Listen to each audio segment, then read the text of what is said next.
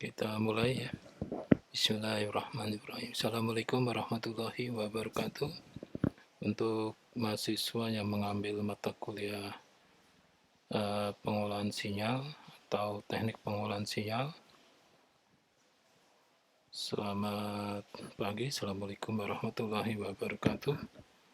Jadi hari ini saya akan membahas tentang signal conditioning untuk membaca sinyal yang dihasilkan oleh sensor api ya, atau flame sensor ya. Jadi tujuan pembelajarannya, setelah mengikuti tatap muka hari ini, mahasiswa diharapkan dapat menyebutkan definisi api, sensor api, dapat menyebutkan deskripsi atau mendeskripsikan sinyal keluaran dari sensor api, dapat mengembangkan rangkaian signal conditioning untuk membuffer dan sebagai interfacing antara sensor api dengan analog, rangkaian analog atau rangkaian digital atau rangkaian pengendali berbasis microprosesor atau microcontroller ya.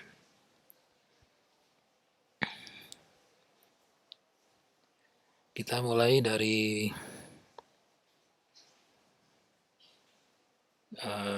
definisi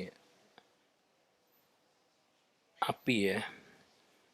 Bagaimana kita dapat mengetahui api kalau tidak tahu definisinya ya.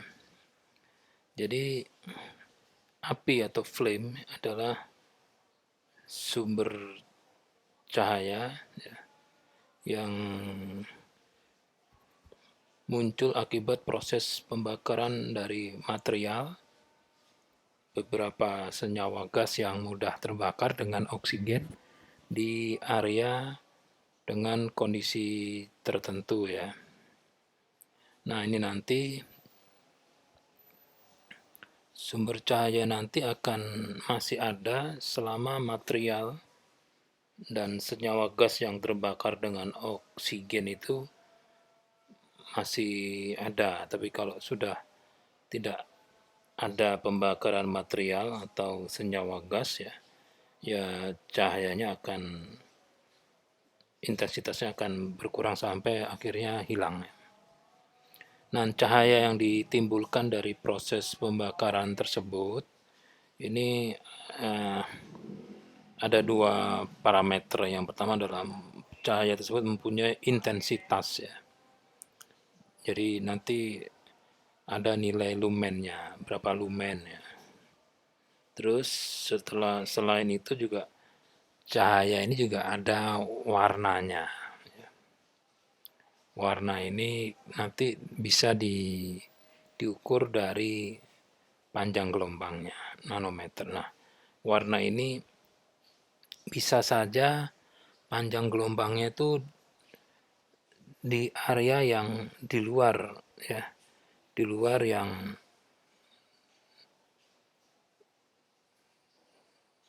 karakteristik yang dapat dilihat oleh mata manusia ya. Itu ya.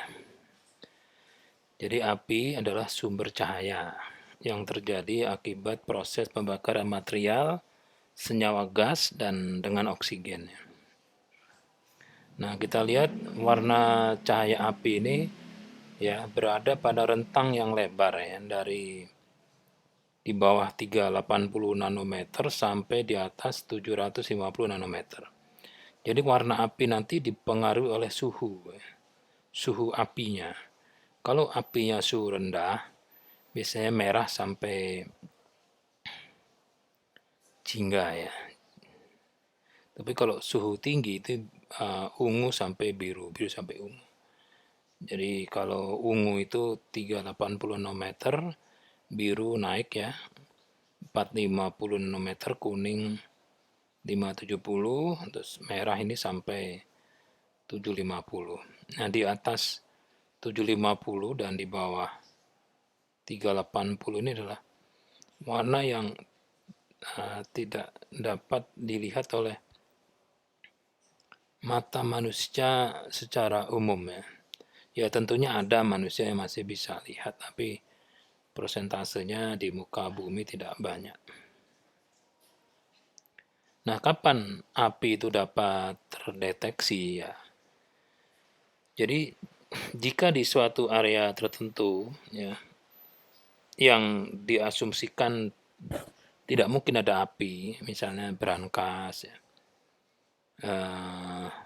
ruangan rapat ya, ruang rapat tertutup, terus di tempat menyimpan gas yang mudah terbakar.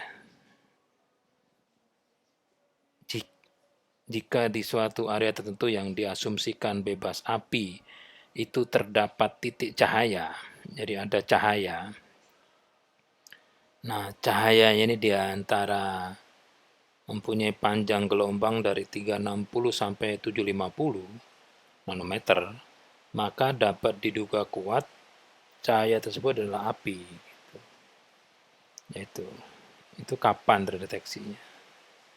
Sehingga untuk memastikan bahwa cahaya tersebut memang api, ini perlu didukung ya, divalidasi oleh munculnya beberapa indikator.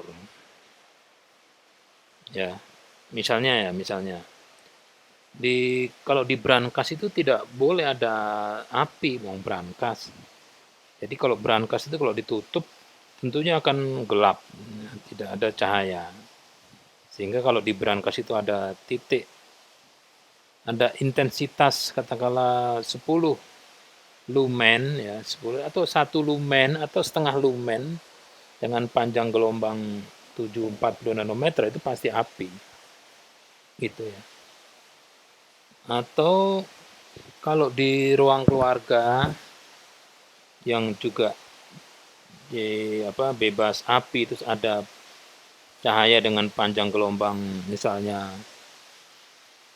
400 nanometer. Nah, itu api atau ada anak kecil yang main laser ya, main apa itu? Pointer laser yang warna hijau ya. Nah, ini perlu didukung atau divalidasi dengan indikator yang muncul. Misalnya apa? Apakah ada peningkatan suhu? Misalnya tadinya suhu 30 derajat Celcius, sekarang naik nggak?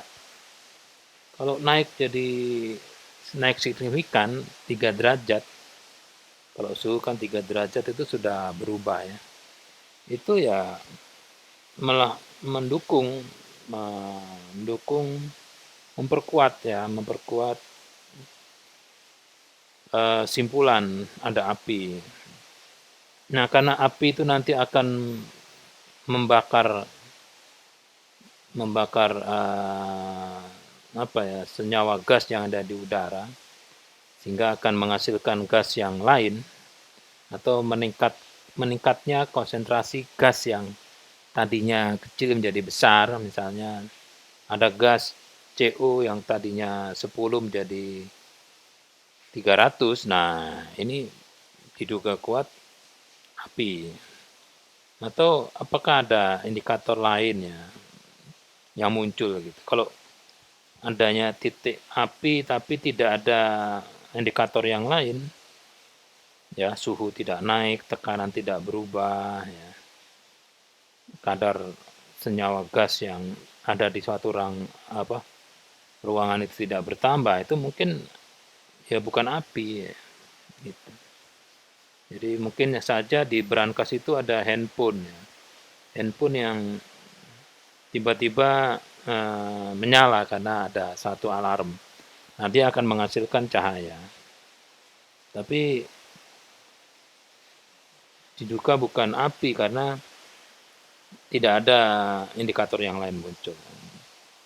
Jadi kalau mendeteksi terjadinya api di suatu tempat, ya harusnya Anda harus pahami bahwa ruangan itu tidak boleh ada api. Ini kalau di dapur ada api, ya memang tempatnya. Di dapur kalau nggak ada api kan nggak mungkin. Atau di tempat sampah ada api ya. Atau di halaman belakang. Halaman belakang itu hutan, Pak. Nah, tidak pernah ada api. Sekarang ada cahaya. Wah, berarti itu diduga api ya. Gitu aja ya. Nah, suhu api itu nanti dipengaruhi jenis bahan bakar yang terbakar ya. Oksigen lagi dan lingkungan ya. Lingkungan ini bisa gas yang mudah terbakar yang ada di ruangan tersebut, tekanan, kelembapan, suhu. Jadi suhu api ini mengacu ke proses pembakarannya, apa yang dibakar. Kalau kayu dan oksigen, ya, Anda membakar kayu, selama kayunya bisa terbakar berarti ada oksigen ya. Kalau oksigennya banyak ya bisa 900 derajat Celcius. 600 sampai 900 derajat Celcius. Tapi kalau gas alam, LNG, PNG ya, yang GG itu dibakar, ada oksigen juga. Nah, itu bisa sampai 1200. Kalau logam dipanaskan menjadi cair, berubah wujud ya, ini sampai 2000. Kalau pembakaran internal, misalnya dalam blok mesin, itu sampai 3000. Jadi kalau ada brankas atau di ruangan tamu, ruang meeting ya, suhunya karena pakai AC 27 derajat Celcius, terus lebih dari 50, mendadak lebih dari 50 atau menjadi 100, ya bisa saja sensornya itu di atas api ya. Berarti apinya ada api dong, iya.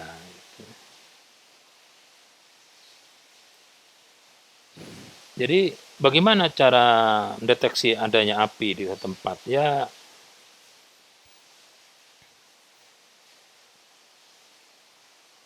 adanya fenomena alam yang muncul hanya saat api itu muncul gitu ya. Jadi ada juga sensor api yang pakai cahaya lampu aja sudah dia teriak, sensornya aktif, itu enggak ya. Jadi harus banyak ya, banyak algoritma ya, algoritma. Jadi ini masih menjadi penelitian ya. Jadi banyak penelitian-penelitian ya, yang bisa Anda lakukan dan juga pengabdian kepada masyarakat ya untuk algoritma mendeteksi api. Jadi untuk mendeteksi api itu pertama adalah ya ada hotspot ya, ada cahaya yang panjang gelombang 380 sampai 750 nanometer. Ada perubahan suhu misalnya. Perubahan suhunya berapa ya? Maunya berapa? Kalau nyamannya manusia itu 32 atau 27, 26, berubah menjadi 33, itu sudah panas. Terus adanya konsentrasi gas atau senyawa atau konsentrasi kimia yang meningkat di suatu ruangan. Misalnya ada CO-nya tadi 1 ppm jadi 100 ppm ya. VOC ya. Adanya volatile organic compound. Jadi kalau ada yang terbakar itu pasti ada material yang bertebangan ya, yang ringan. Nah, itu ini kok ada apa ini? Seperti abu-abu terbang. Nah, ini berarti ada yang kebakar ya. Ada partikel berbahaya. Partikel berbahaya itu ya suatu butiran-butiran yang sifatnya nanometer atau milimeter sampai milimeter yang bertebangan bertebaran atau di udara, kalau dihirup ini berbahaya. Kadang kalau kena kulit, kulitnya menjadi berubah bentuk gitu, wah ini berarti ada sesuatu. Atau adanya NOx ya, nitrogen oksida, atau munculnya hidrokarbon dan lain-lain.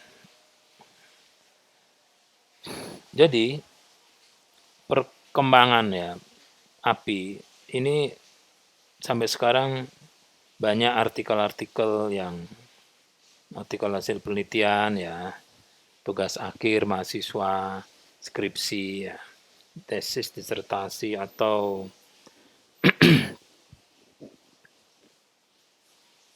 yang diseminarkan itu tentang bagaimana cara atau teknik mendeteksi hotspot ya, mendeteksi api pada kecepatan yang cepat atau pada jarak yang jauh gitu. Sampai nanti munculnya paten. Kalau sistem pendeteksi api ini belum ada di dunia, dan khawatir ini kalau diambil orang untuk dijual belikan, ini perlu dipatenkan. Jadi dipaten,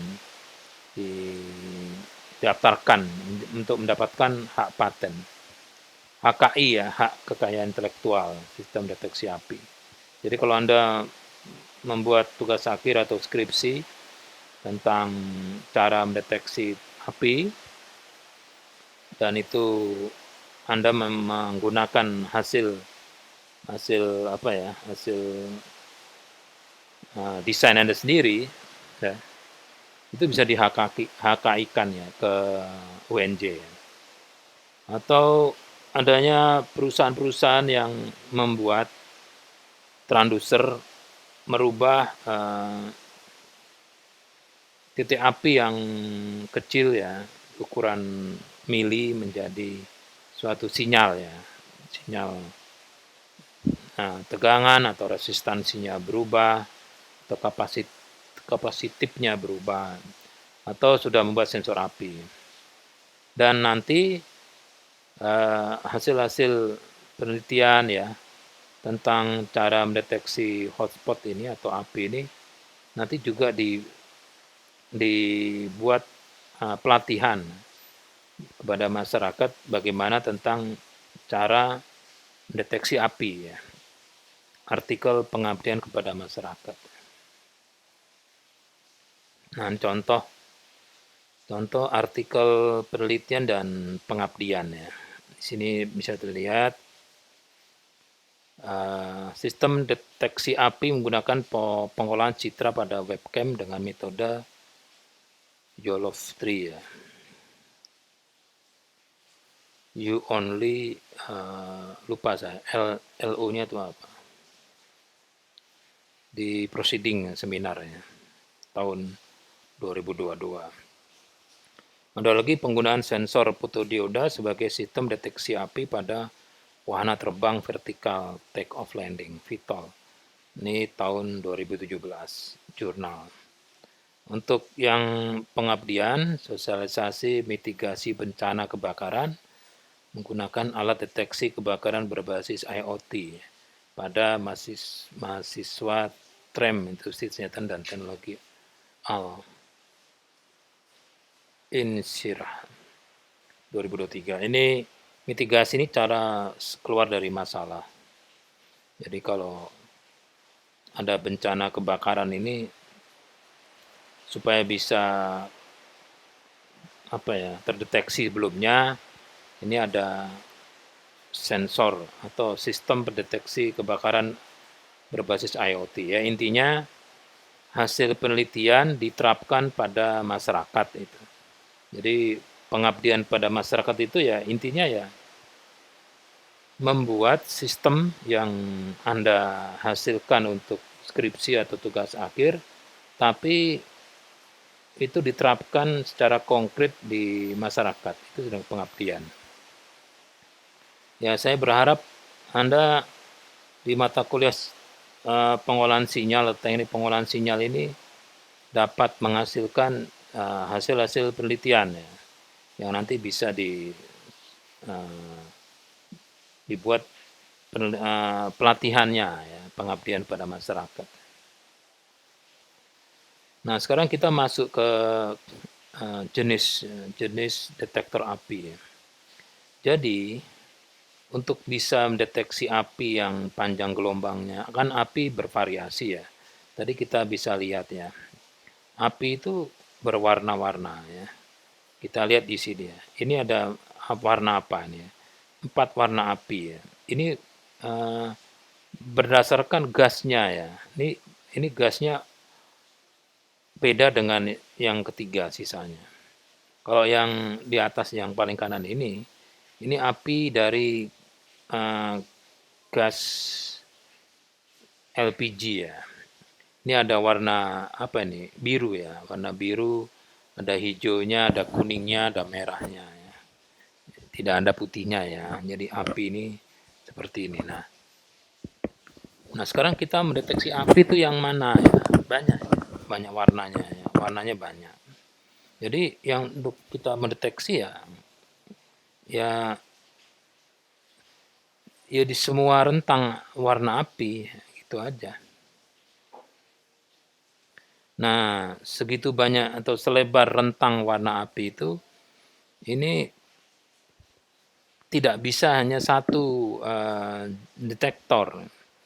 Jadi ada ultraviolet ya. Ultraviolet itu yang cahayanya ultraviolet itu kecil ya, panjang gelombangnya pendek. 180 sampai 220 nanometer. Ada lagi flame detector yang menggabungkan ultraviolet dan infrared ya. Jadi dia gabungan dari ultraviolet yang panjang gelombangnya 180 sampai 220. Jadi kalau ada cahaya dengan panjang gelombang 180 sampai 220 berarti flame detektornya aktif karena terdeteksi api di rentang itu. Tapi kalau tidak ada api di rentang itu, dideteksi oleh infrared. Apakah ada cahaya dari 650 sampai 750? Nah, kenapa? Ya karena di antara api yang dari 230 sampai 650 itu tidak ada. Coba lihat 230 250 ada nggak? Nah, ini loh dari sini ya. Jarang ada api itu hijau sampai kuning. Biasanya api itu ungu, biru, merah. Jingga lah, merah, ungu, biru. Hijau sampai kuning ini jarang ya. Jadi yang dideteksi itu api yang ungu, biru, jingga sama merah. Gitu ya.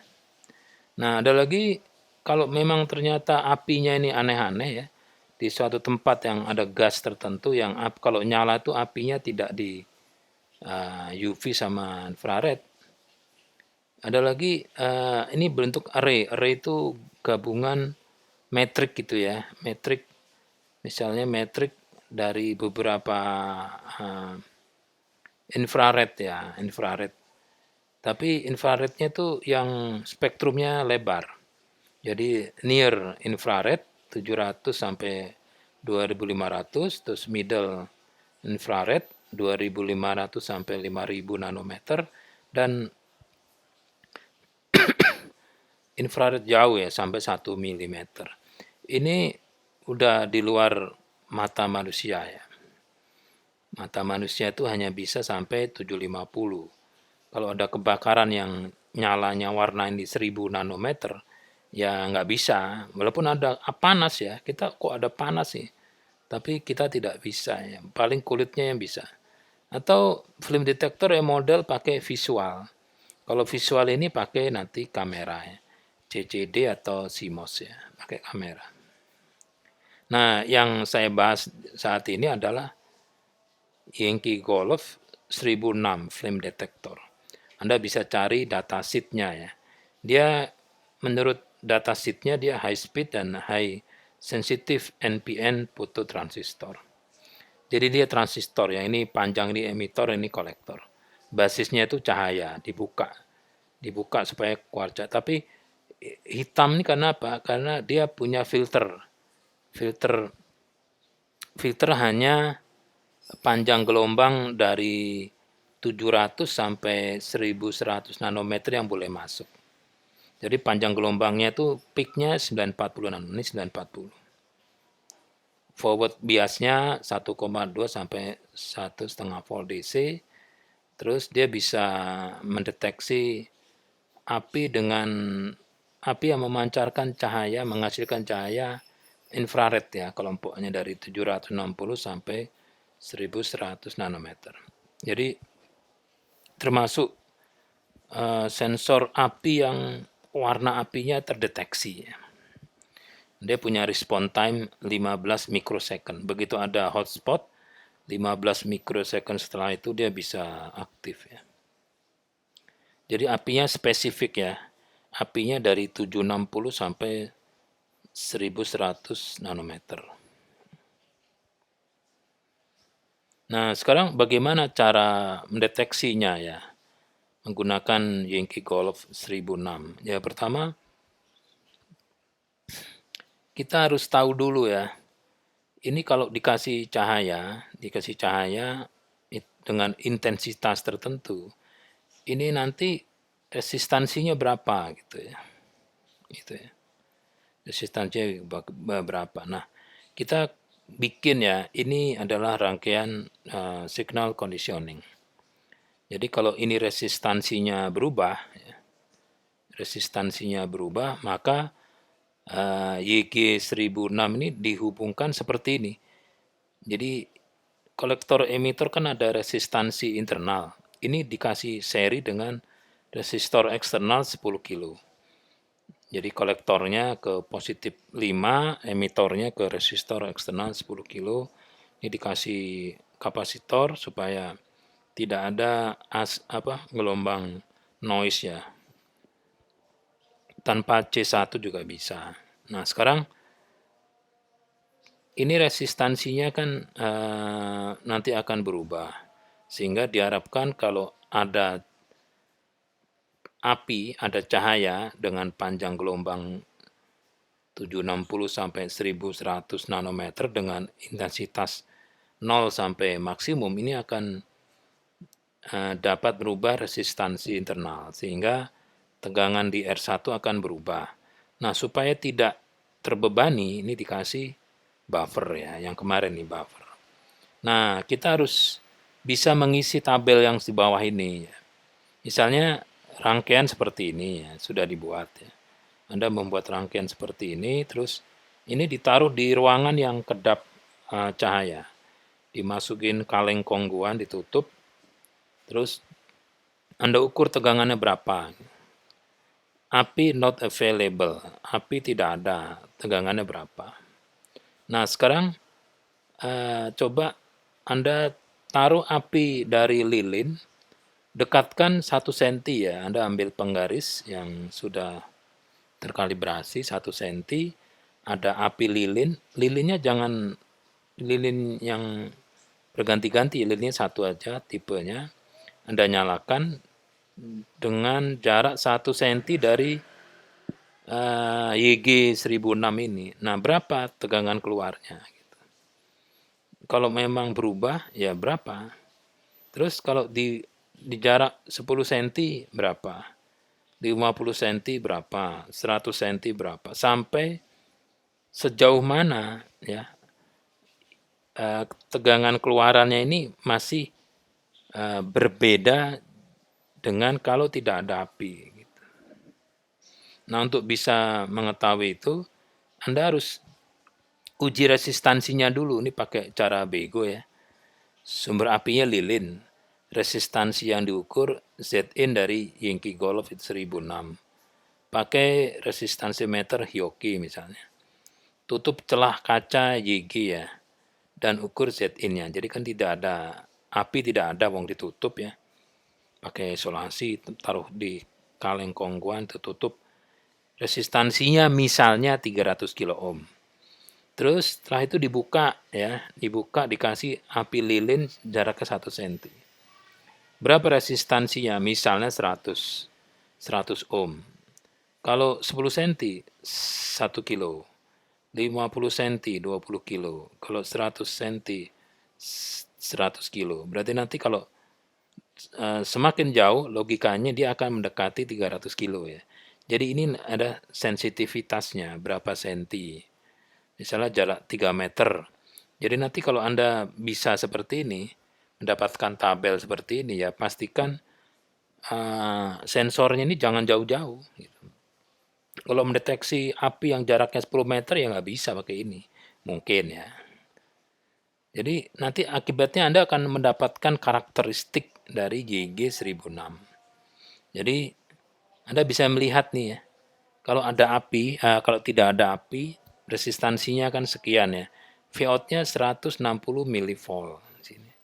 Tapi kalau ada api 1 cm, ternyata 4950 mV. Semakin jauh, tegangan keluarannya semakin kecil. Nah, ini sudah terlihat ya. Jadi kalau ada api itu tegangan di atas 160 mV. Nah, ini. Anda harus membuat tabel supaya dapat menyimpulkan karakteristik dari JG 1006. Kalau dikasih rangkaian seperti ini nanti kalau tidak ada api, ini 160 mV. Tapi kalau ada api, itu minimal 450 mV. Ini kalau 1 meter ya. Kalau di atas ini ada.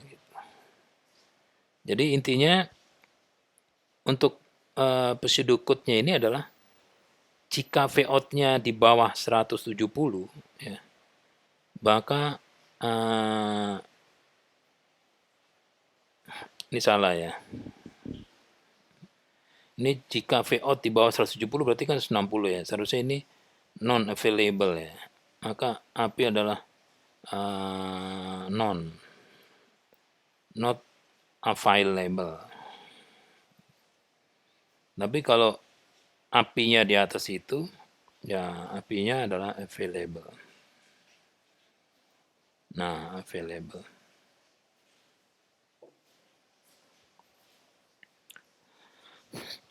Nah, sekarang bagaimana kalau kita menggunakan Arduino ya, untuk mendeteksi api ya. Ya caranya ya ini tadi.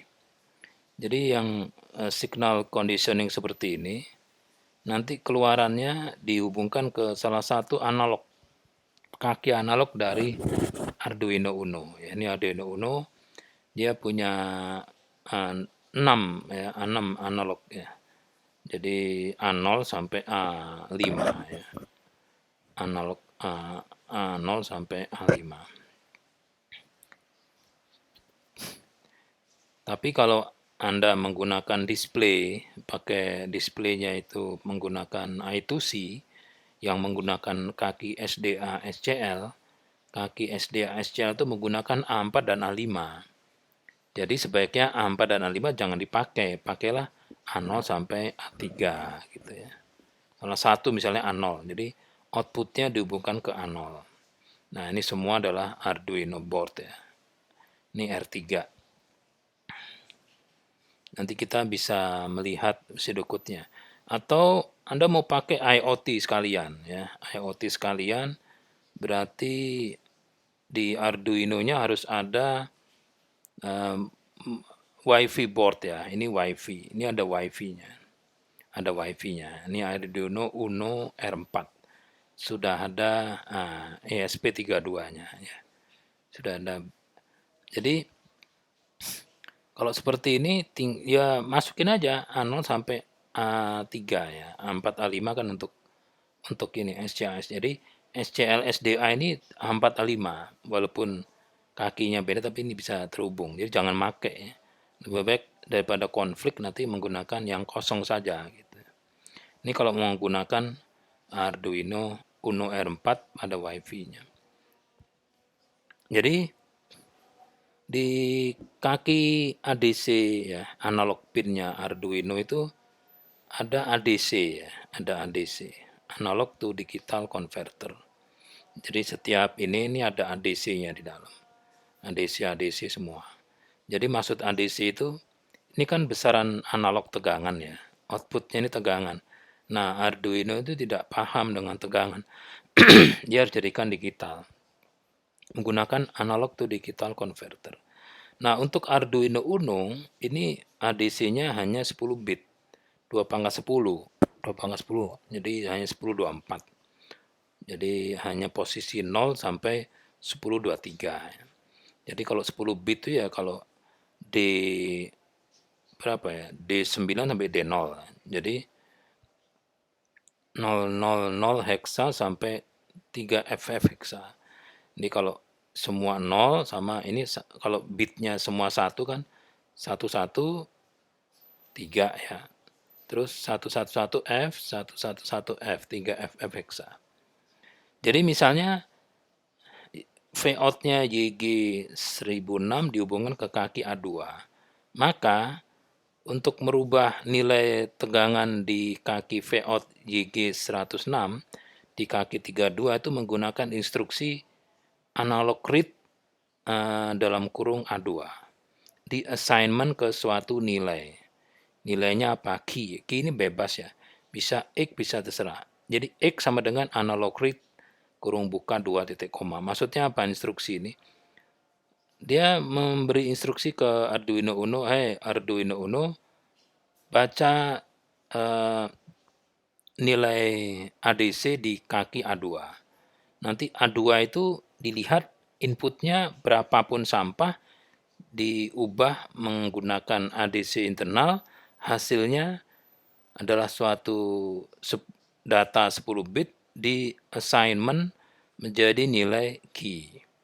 Jadi nanti key akan berisi nilai 0 sampai 1023. Tapi ini desimal ya.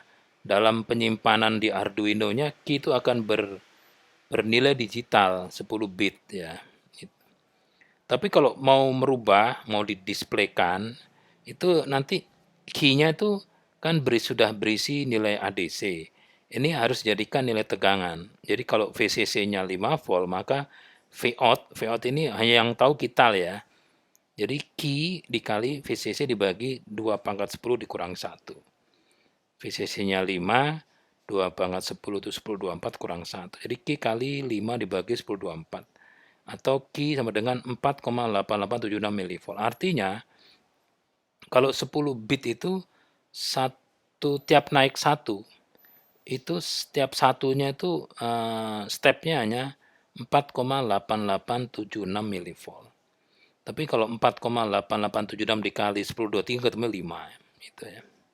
Sama aja di bawahnya nih. Jadi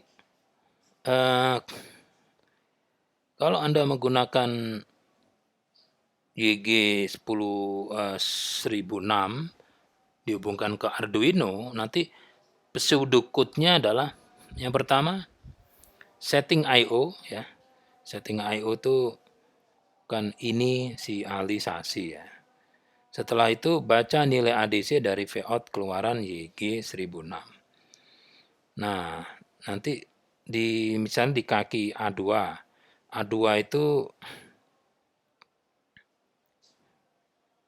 misalnya kalau ada api itu di ADC-nya adalah 33 ya. Maka nanti pseudocode-nya kalau nilai ADC-nya itu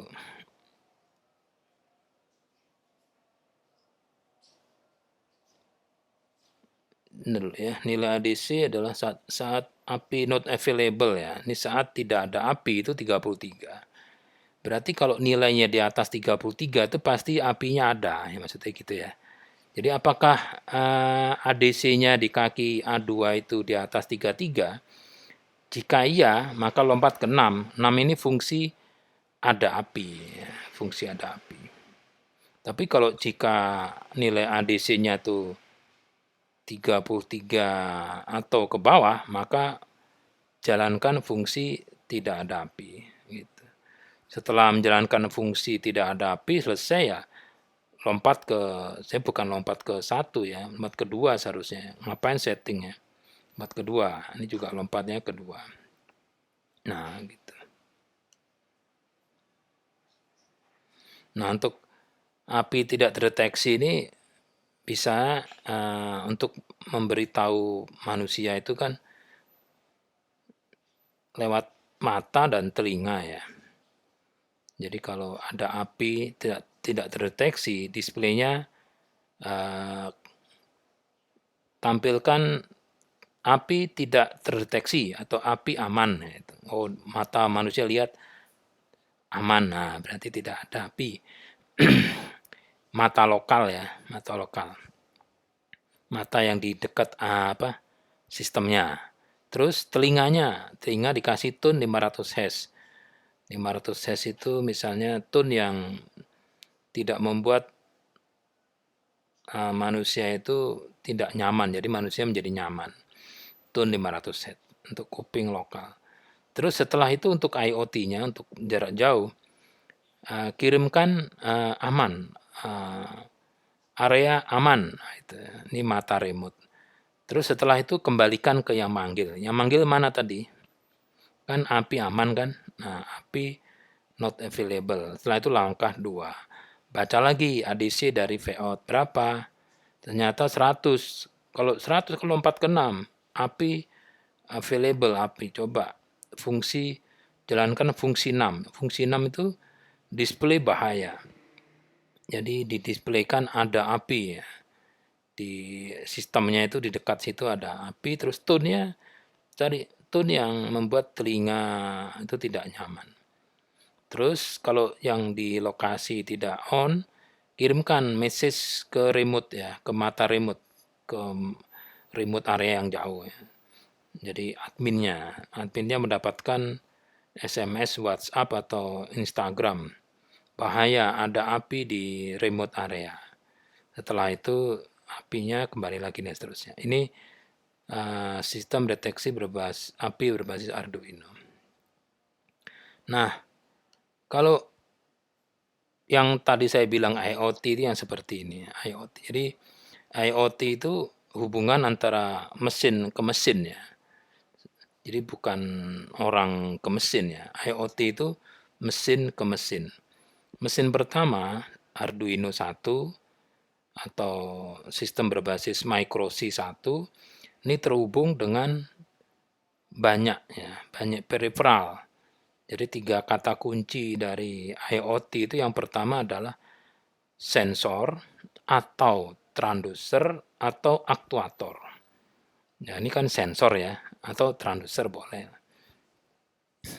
Itu ya. Terus yang kedua, sensor, transducer atau aktuator ini terhubung dengan Arduino. Nah, Arduino terhubung ke internet menggunakan apa? Menggunakan WiFi. Nah, kalau terhubung ke internet, dia itu Arduino ini harus mempunyai IP address ya, IP address, jadi gitu ya.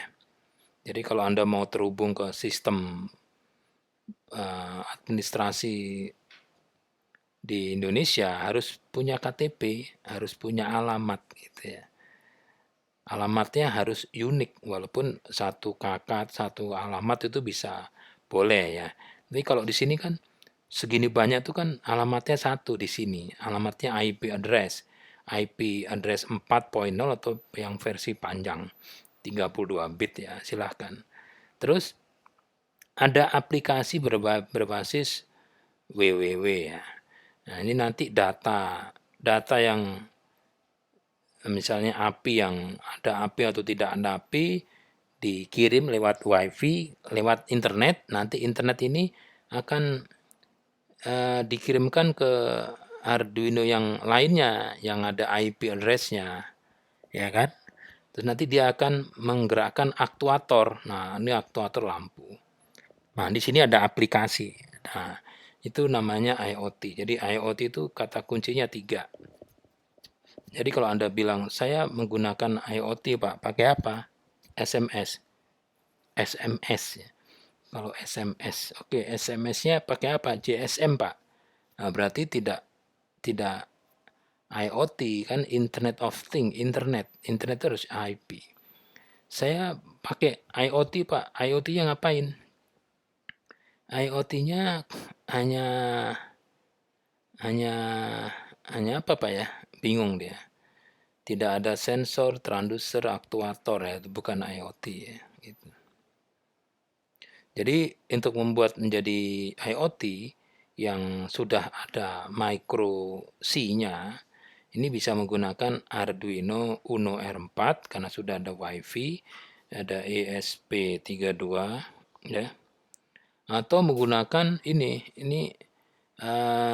ESP8266 ya.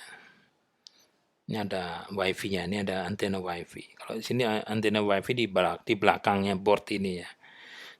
Ini malah ini sudah 12 bit ya. Sementara ini saya juga belum tahu ini karena masih baru, saya belum pernah pakai.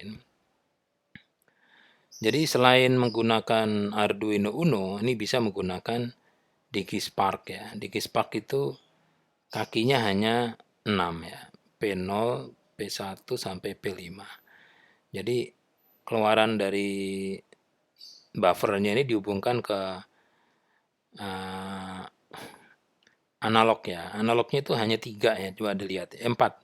P2, P3, P4 dan P5. Jadi jangan P1 dan P0 ya. Ini enggak ada. Ini tidak ada analog. Analognya hanya P2, P3, P4, P5. Dah. Tapi ini belum bisa IoT. Jadi ini hanya bisa ke display. Nah, display dilihat. Displaynya kalau menggunakan I2C, SDA, SCL-nya, ini SDA, SCK, P0 dan P2. Ini jangan dipakai. P0, P1, P2 jangan dipakai. Jadi nanti P-in-nya, analog in-nya hanya P3, P4 dan P5 gitu. P0 dan P2-nya untuk display. Ini cukup sebenarnya pakai DigiSpark. Hanya sebesar kuku jentik ya. Nah, ini menggunakan ESP32 ya. ESP32 development kit, bukan 8266 ya. Ini yang ada ADC-nya banyak ini ya. ADC 0, 3, 6, 7, 4, 5, 18, banyak ini. Ya, banyak. ADC-nya hanya ini berapa nih? 3 tambah ini ya. Yang lainnya itu jangan dipakai ya, karena itu bukan untuk analog. Kalau Anda sudah belajar Zilog 80, berarti Anda bisa menggunakan MPF1 ya. Ini pakai, kan di MPF1 itu kan ada bukan Z ya. Ini 8255 PIO ya. Zilog 80 di MPF1 itu ada 8255 PIO. Masih ingat ya, 8255 PIO itu ada port A, port B, dan port C. Nah, ini port A-nya dihubungkan ke ADC ya, ADC 0804. 0804 dari DB0 sampai DB7 ini dihubungkan ke PA0 sampai PA7 ya. Terus keluaran dari buffernya yang ada YG1006 ini dihubungkan ke kaki inputnya ADC 0804. Kaki write-nya ya, ini keluar ke PB0, sedangkan interrupt request-nya ini dari PC0, dari output. Jadi untuk dapat menggunakan sistem sistem deteksi API menggunakan Zilog 80, nanti ada prosedurnya ya. Pertama ya, Anda harus inisialisasi 8255, port A sebagai input, port B sebagai input, port C sebagai output. Ini mode 0 saja ya, mode 1 ya, mode 1. Ini salah nih, mode 1 ya, mode 1. Setelah itu tunggu sampai di kaki PC0 ini berlogika 0.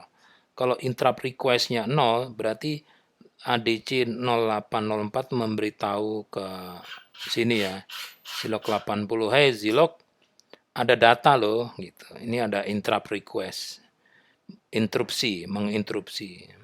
Kalau interupsi dia aktif berarti 0. Kalau 0 berarti baca PC 0. Kalau 0 maka berhenti beroperasi, tunggu. ngasih PB0 harus dikasih logika 0. Begitu ini 0, terus reaksinya PB0 menerbitkan logika 0, baru baca nilai konversi dari ADC. Sulit ya ini Zilog 80 ya. Atau menggunakan Atmel ya, AT89C51.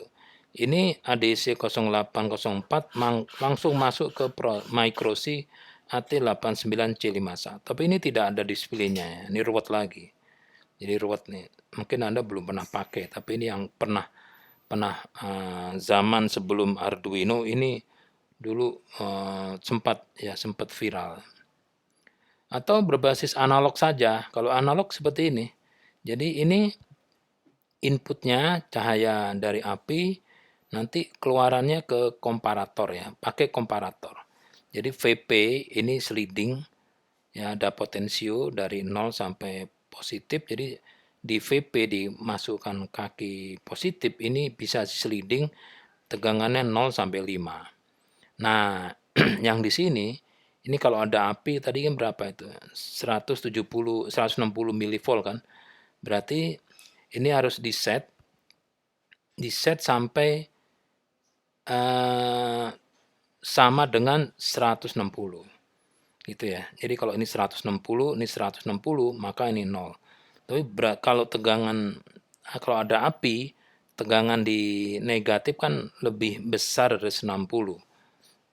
Jadi sehingga kalau atau VP-nya harus lebih besar ya, gitu aja. Jadi di sini bagaimana caranya supaya kalau di sini ada api kan 160 ya, 170 ya. 170, maka di sini harus di bawah ya, harus di bawah ini, di bawah 170, jadi ini 160. Kalau sini 160, sini 170, berarti sini 0. Kalau 0 terbuka ya, 0 terbuka.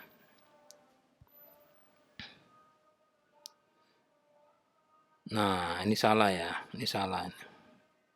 Ini seharusnya off ya. Nah, ini off.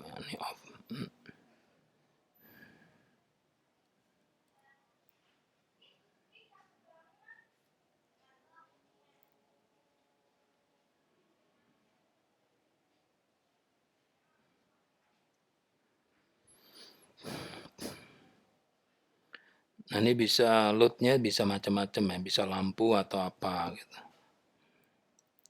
Jadi ini analog. Kalau analog itu hanya bisa mendeteksi ada atau tidak saja ya. Jadi ini slidingnya diputar. Jadi ini kondisikan tidak ada api ya. Ini kalau tidak ada api kan 160. 160 di sini tegangannya harus 160. Kalau sama berarti ini 0. Kalau 0 berarti ini kan terbuka. Kalau terbuka berarti ini off ya. Off. Tapi kalau ada tegangan berarti ini lebih tinggi dari 160. Berarti minus ya, minus. Sebentar, saya jadi bingung nih. Jadi di sini 170.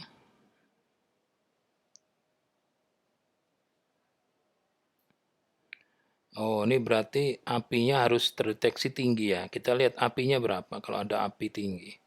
Misalnya kalau ada api tinggi, nah misalnya sampai 50 cm, 1,6 ya, 1,6.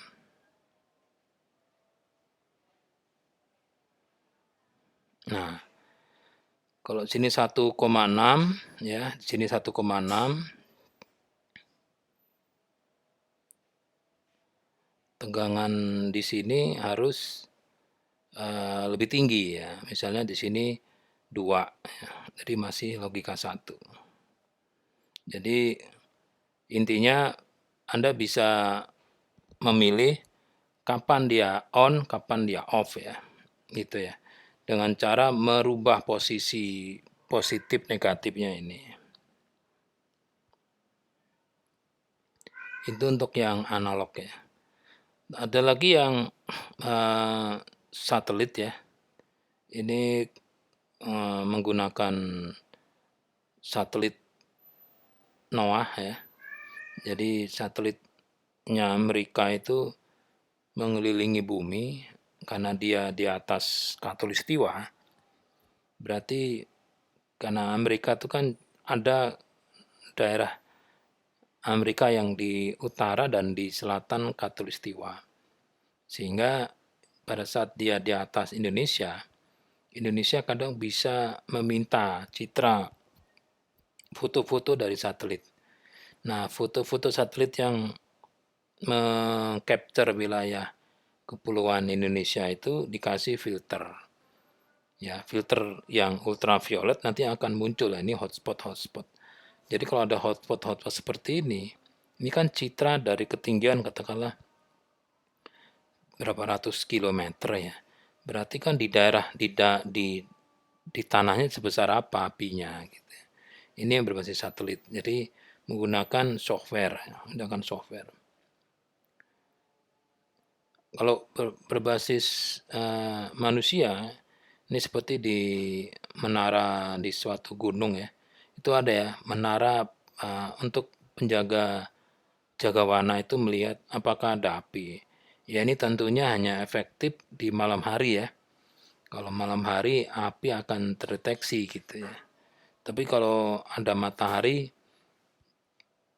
akan saru dengan cahaya matahari yang lain. Ini yang deteksi berbasis goib ya. Ini Anda harus menyewa goib untuk dapat memantau suatu area. Jadi Anda harus membuat deal dengan yang mempunyai goib itu. Ya. Jadi dealnya satu goib harus ada di suatu area. Kalau ada api maka nanti goibnya akan membunyikan kentongan misalnya gitu ya. Kalau tidak ada api juga dibunyikan juga, tapi kentongnya ada kode yang berbeda gitu. Ini mesti diuji coba ya karena goib kadang suka tugasnya tidak dijalankan dengan benar.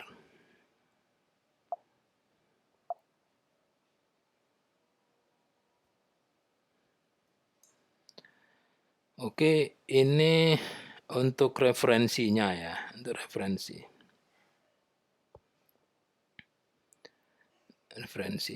Oke, saya kira sampai di sini ya tatap muka untuk signal conditioning yang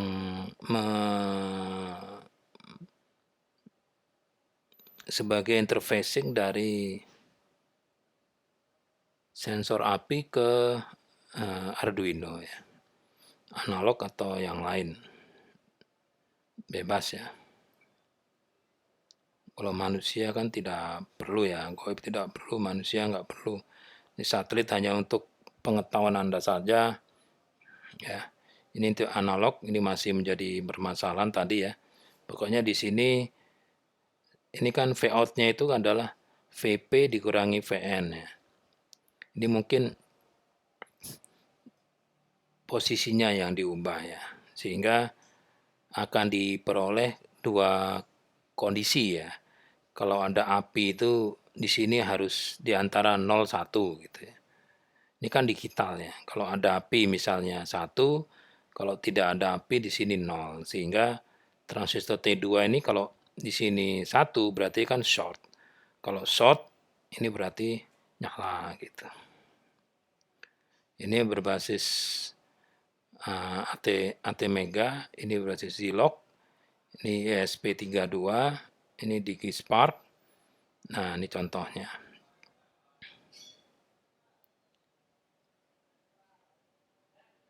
Oke, untuk awal puasa tidak ada tugas ya.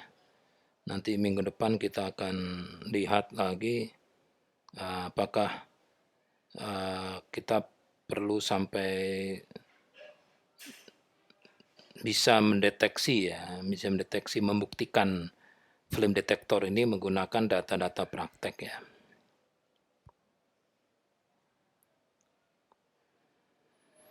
Jadi saya kira sampai di sini kita cukupkan, kita ketemu lagi insya Allah minggu depan. Selamat pagi, Assalamualaikum warahmatullahi wabarakatuh.